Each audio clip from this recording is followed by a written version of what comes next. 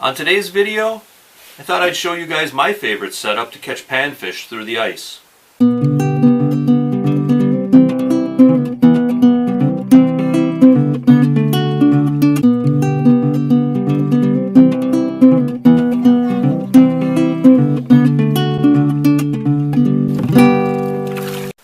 Hey there outdoor YouTubers, it's Dave Knetter from Knetter's Practical Outdoors. And I know a lot of you pro panfish guys out there, you're all going with the with those bigger round like fly reel style reels for pan fishing, and for good reason, right? Those little teeny spinning reels, they cause line twists. That causes your bait to spin when it gets down there. And I know a lot of us are discovering with the underwater cameras that panfish do sometimes shy away from that spinning bait. I've seen it myself. A lot of articles have been written about it, and it really is true. So going to that fly style reel, the inline, it really is a good way to go. Me personally, I kind of go with the next best thing. I go with these bait casting reels. So the spool is in line, with the line as it's coming out, so you don't get the line twists. Of course, the downside is the spools aren't quite as big. That big spool is kind of nice. So I do understand why a lot of the guys are going with those fly reel styles. I think they do work really good. It's just, I had some of these Baitcasters laying around. I got this old school bait caster laying around. Really like to make good use out of old school stuff if I can. If it doesn't compromise efficiency too much, I do like to use some of this old school stuff. So really for catching panfish through the ice, I really like going with these reels. So that's why I go with the bait casters. It's kind of the next best thing to having a big arsenal of those fly reel style ones. And another thing, I know a lot of you pro pan fishermen out there are spring bobber guys, right? A lot of you guys are using these spring bobber types. You put it on the end of your pole. And again, I get it. For good reason you guys go with those. They're ultra sensitive, and sometimes that's really what it takes to see those panfish when they bite. Those bluegills, you guys with the underwater cameras, you've seen it. Sometimes they just come up to it and they just kind of try and suck that lure in. They're not really necessarily hitting it all that hard. But as you can see, I like to go with these foam slip bobbers. And there's a few reasons for that. One of the reasons is I'm fishing with kids often, and fishing with bobbers makes a lot more sense sometimes with kids. We get out fishing, I get them set up to the right depth. I set the bobber stop at the right depth, and then they can just go ahead and go fishing. A lot of times they're setting the poles down, they're getting a drink of pop, they're not really paying attention. And with the spring bobbers, of course, if you're going to set the pole down, it has to be set at the right level, that sort of thing. And then when they catch a fish, they can just drop back down. They've got that bobber stop set in the right place, so they're back down, to the depth that they're trying to fish. I know a lot of you guys with the spring bobbers and stuff, you're fishing with a sonar unit. So you catch a fish, you go ahead and drop back down, you're just watching the sonar, you're getting it back down to where you want to fish with it, and you're good to go.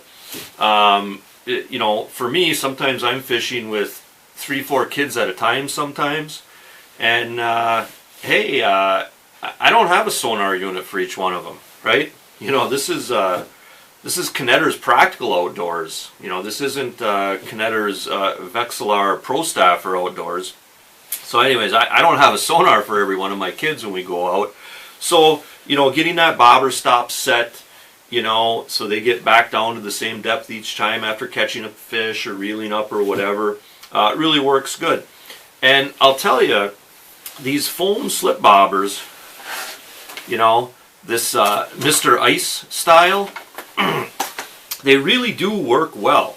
And if you match the size of the bobber, right, you can cut these down. They're actually made to be cut to kind of match the weight of the rig you're using.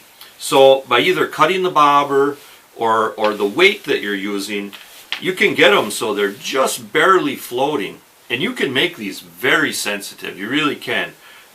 So I don't think I'm losing a whole lot there by not going with the spring bobbers.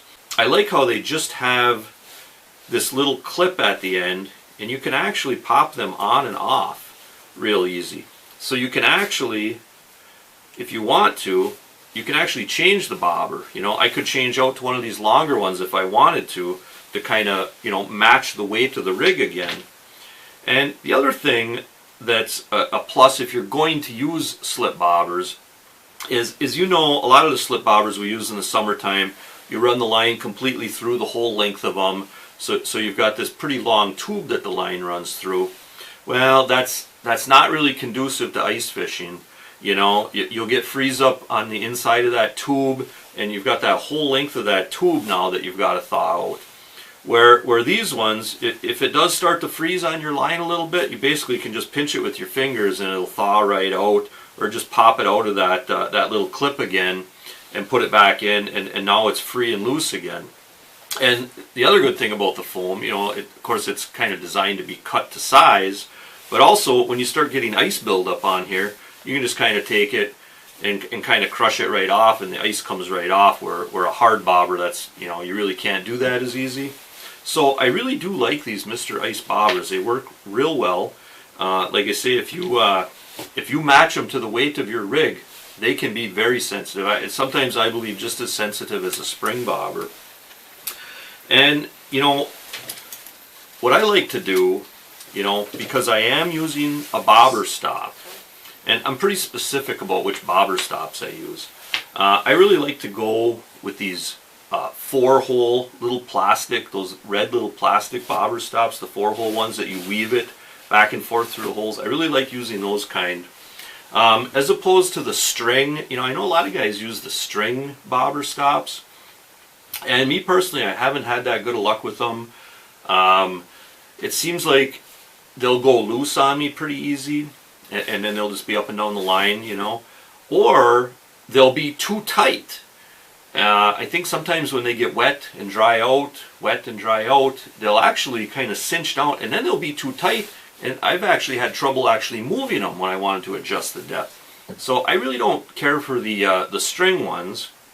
You know, another style are these little rubber, like little football shaped ones.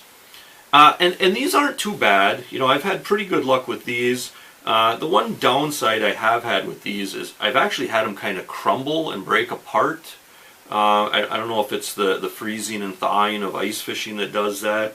And sometimes they do kind of catch on the eyes of the pole a little bit more, I think, than those small little 4-holed red ones. And then there's also kind of, I call it a dog bone style. It's very similar to the little red ones, but it's just got a hole in each end. And the idea is you go through one hole and kind of wrap around the body of the stop, and then through the second hole. So it kind of twists on there. And they do hold really well. But what I found with that style is if you have an extreme change in depth that you want to fish at, say you want to move that thing like 5, 10 feet, you know, 15 feet, it just causes your line to twist all up. If you've got to run it down the line for a good ways like that, it really wants to twist the line all up. So I'm not really fond of that style either. Like I say, I really like the little red or orange plastic 4-holed ones. Now, having said that, I also the main line on the reels that I use, I like to go with like an 8-pound mono. And what that does is it helps that bobber stop to hold its place a lot better on that 8-pound as opposed to going like with 4-pound.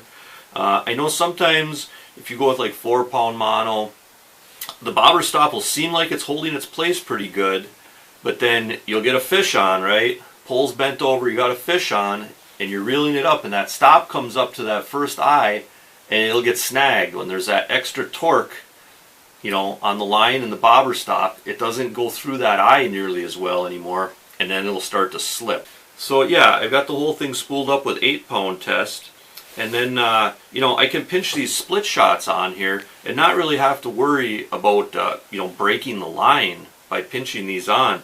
I know a lot of you pro panfisher guys, you know, you like to go with the 2-pound test.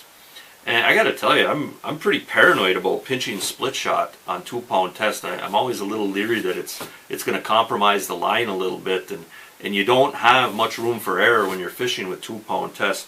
So I like the main line to be 8-pound. It holds the bobber stops good. I can pinch these split shots on there, yeah, you know, without having to worry too much. And then I will go down to an ant swivel, and then I will go down to either 4-pound or maybe even 6-pound test, and I usually go with like Vanish fluorocarbon. You know, this new fluorocarbon stuff that they make these days is really fantastic stuff. And you know, I know, you know, like I say, I know a lot of you pro panfisher guys, you like to go with the 2-pound test, and I understand why, but I think, you know, the risk reward with this new fluorocarbon that they make these days is very minimal. I think you can get away with the 4 or 6-pound test with this fluorocarbon. I don't think the panfish pick up on it very well at all. You know, it's hard to see under the water. I did a video before on like ice fishing. I think it's called ice fishing with fluorocarbon. You ought to check that out. A buddy of mine really explains the science behind using fluorocarbon when you're fishing for leaders, summer or winter. But so I like to go with 4 or 6-pound fluorocarbon leader material. Of course, you know, the end, you know, your jig, your hook, your little fly, whatever you use, you know, that's kind of personal preference, right? You know, I've got a handful that I like to use. Seems like when I'm bluegill fishing, a lot of times it's close to dark when they really start biting good. So I do like to kind of go with some of the glow ones. I know a lot of the guys really like the tungsten. You know, it's pretty heavy, drops down good, and I agree. I do like to go with tungsten sometimes. But like I say, the style of jig, the size, you know, that's a little bit kind of based on maybe the area you're fishing, the preference, you know, that sort of thing. But anyways, that's the setup I like to go with. I like to go with the slip bobbers as opposed to the spring bobbers. Again, part of it is me fishing with kids. It's really a lot easier to fish with kids with bobbers. Especially, like I say, I don't have sonar units for each one of my kids, so marking, you know, with the bobber stop, the depth they need to be fishing at, really works out well. So yeah, you know, so I had some of these old Baitcasters laying around, wanted to make good use out of them, and that's worked out really well. Some of these Baitcasters I have set up are not that old. These are more modern ones. And I know maybe a few of you guys out there, you took a crack at being a bass guy, so you might have some Baitcasters laying around that, you know, maybe you never really got used to, maybe you didn't really take to them. So, hey, you know, throw them on an ice fishing rod and use them for ice fishing. You know, I know that's kind of where these came from. You know, I kind of did that same thing, right? You got those bass guys, they're flipping and pitching and skipping and dropping and plopping and all those crazy things those bass guys do. You know, they get into that cover, they get under those docks, and they're fishing around those boats and stuff.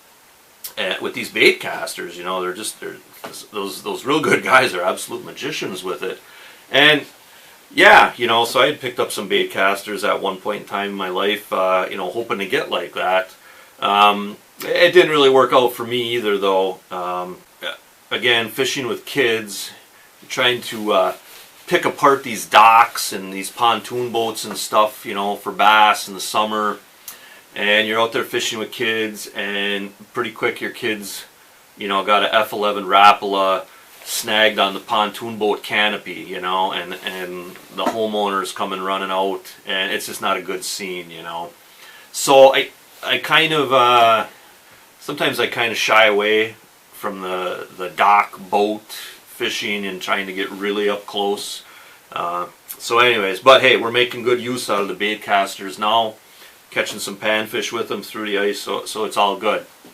But anyways, hey, remember this, guys. Hunt, fish, laugh, repeat. This is Dave Knetter from Knetter's Practical Outdoors. Hey, thanks for watching, and God bless.